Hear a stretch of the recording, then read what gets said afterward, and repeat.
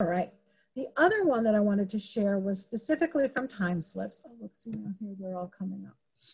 So one of the questions that time slips does, and they have these when you become a time slips facilitator, but they also have, I got this one on timeslips.org for free, so I didn't have to join anything. Timeslips.org is a great organization, but it'll teach you how to be a facilitator of creative storytelling. So here are just some, it's just a rubric, if you will, of what questions to ask a group to then create a story. So what are some of the sounds of childhood? And you can even print this off and do it by yourself by hand, and then pick out the pieces that help you put together the story. So what are the games of childhood? Can you create simple instructions on how to teach someone how to play? Can you use simple movements? What are the tastes of childhood? And then you do all of these different kinds of things, and then you create a pretend recipe for childhood with 1 cup of sound, 1 cup of a taste, 1 cup of your favorite game, and a pinch, meaning the feelings of childhood. So as you can see, these are kind of fun and creative ways to use your brain, to stimulate your brain, and also to make it meaningful. All right, that's my homework, you don't want to see that. Let me stop sharing my screen and let me bring it back to you all now and say, what have you got for questions? Tell me, what are you thinking and what kinds of things do you like to do?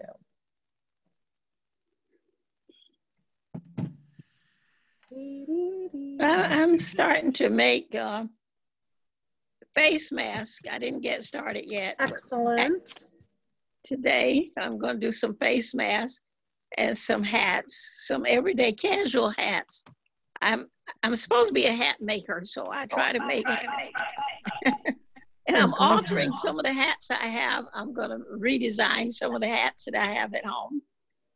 That's what I do. So Shirley, let me ask you a question. Why are you doing these things? Why? Well, I'm doing a face mask. I had some new ones and they're running out. So I need to make some now. I tried to order some and the website wasn't so good.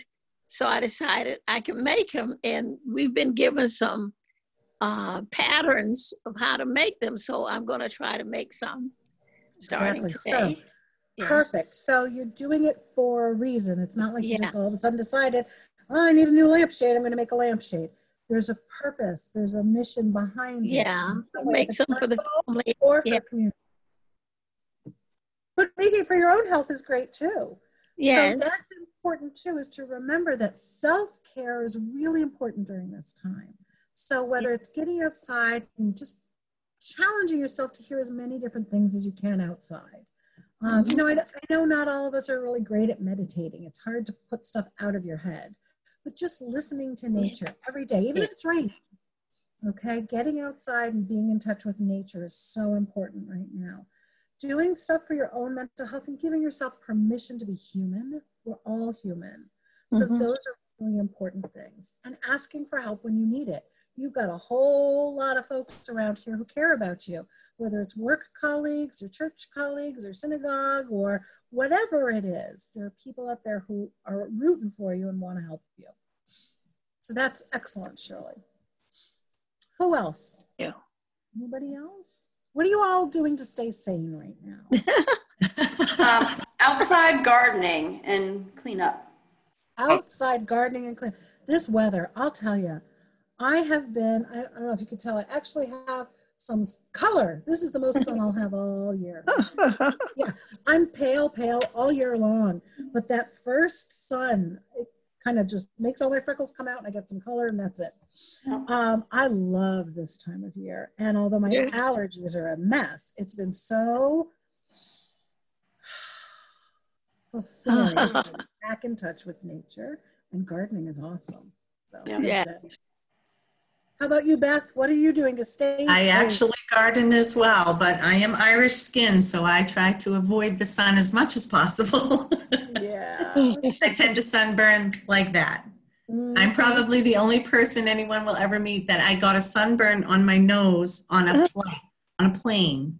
I fell asleep next to a window with the shade open, and I ended up with a triangular sunburn on my nose. That was horrible.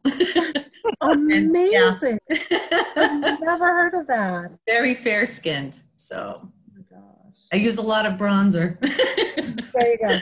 Yeah. Bronzer's the girl's best friend. Absolutely. Wonderful. How about you, Michael? I know you have a special something to keep you sane. Well, I'm pretty sane as a person to begin with. So, but so I'm very happy It's about actually that. up to us to decide, isn't it? Yeah, Oh, at least from my standpoint. But I three different things. So I take a lot of time to reflect every day. So spiritually, I'm very focused, and I take a little time to spend with God and in my thoughts and how this all kind of resonates.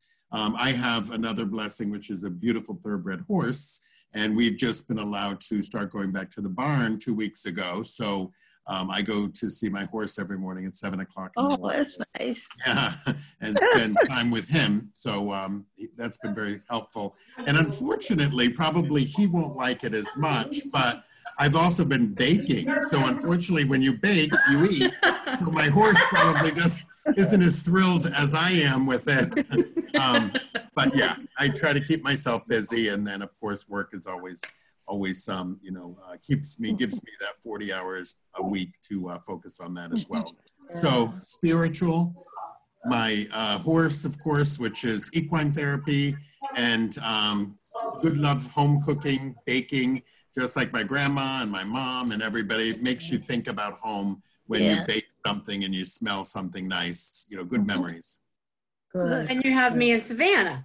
Yeah. Oh, of You course. have me and Savannah to keep you on the straight and narrow. Oh, that's correct. Yes, we've got Brendan, Savannah as well, and the rest of the team, Jennifer and Beth. And That's right.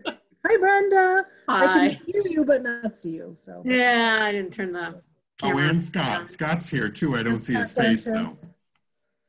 We're Well, hanging. it's good to connect with everybody. Anybody have any other questions or anything? I have a question, specifically, as I say now, if we're talking about beginning stage memory challenge or mid stage, some of these activities, do you have like an activity or something that might be more challenging for somebody in that stage of the progression versus maybe, as far as like looking at a picture and saying where you've come from, if they may find that's a little too elementary, so to speak? What might be good for somebody like the folks that you're working with in your business that actually came out to that equine dementia program we did? Something, give an idea of things like that, maybe. Sure. One of the things that I love to do, and again, to keep it relevant, is if they're willing, not everybody feels the same way, but is that Savannah? There we go. If they're interested, to help us create activities for other people. So for instance, one of the things here, let me just pop off and I'll come right back. So unfortunately, with all of the takeout, we're now back to some of the styrofoam, right? But we can reuse this. So I've washed all of ours, and the bottom parts here are what I'm going to cut into sections. And so I can have my other clients help me with this. And what we're going to do is make foam pairs. So first of all, they're going to have to decide, okay, who are the famous people that are couples, or pairs. So then we'll draw those names, whoever's got the neatest penmanship or whatever, we'll cut them out. And then that becomes an activity for our folks on memory care, where they've got those two things and they can flip them over and say, okay, Tarzan and Paul Newman, nope, that doesn't work. Tarzan and, whatever, they've got to make those pairs. So our more alert folks can do those kinds of things. And it's, again, feeling like they're helping someone else and helping me. Because, again, that's something that I could say, oh, it would really help me if you could, we're putting this together for memory care or whatever. The other things that we do with some of our higher functioning, mild cognitive impairment folks or whatever, is we might have them put together prayer books or song lyric books. so that they can either write those things out or come up with the lyrics, or, you know, if we're saying, I think I had here one of my song lyric sheets, you know, all of the Home on the Range, Michael Roy, Boat Ashore, just coming up with all those lyrics and writing them all down. They can do those kinds of things. The other things that I like them to do is to create different kinds of garden theme ideas. So container gardens are so awesome for that. Oh, yes, yes. And they're easy. You can do them all year round. You can do them wherever, but themes. So if we're going to have a pizza garden, what goes into a pizza garden? So you get your container, a tomato plant, a pepper plant, maybe some basil. All right. And they're taking care of the pizza. Oh, okay. Wonderful. Yeah. So you can pair different kinds of things like that and make that kind of fun for them to kind of take care of. Some of the other things, the physical activities. So in our book, Total Engagement, my husband, Tom, is a physical therapist. We'll have them do a lot of that physical stuff too. So the balance and the kind of flamingo pose and all of those kinds of different activities. It's important to get the physical stuff in every day, all of us. But especially for some of our more active, high functioning cognitively folks, we'll make sure that they're getting that in real specifically. But they can, all of these activities, we've done them with all of our folks in the GAP group that came out to see the equine program. And they love doing all this stuff, but they also love doing anything that's a little bit different. The brain loves novelty. One of the things we're going to be doing with them next week, yes, the 29th, is musical bingo on Zoom. So we found a guy who's doing musical bingo, and we're really excited about it. And so they'll all get their, yeah, and what he did was he took 75 songs and replaced the numbers in bingo. So everybody will have a bingo sheet, and then he'll play like 12 seconds of the song or 20 seconds or whatever. And then as a team, you'll figure out, okay, well, where's that on my sheet? So it should be That's fun. neat. That's a great idea. Like that.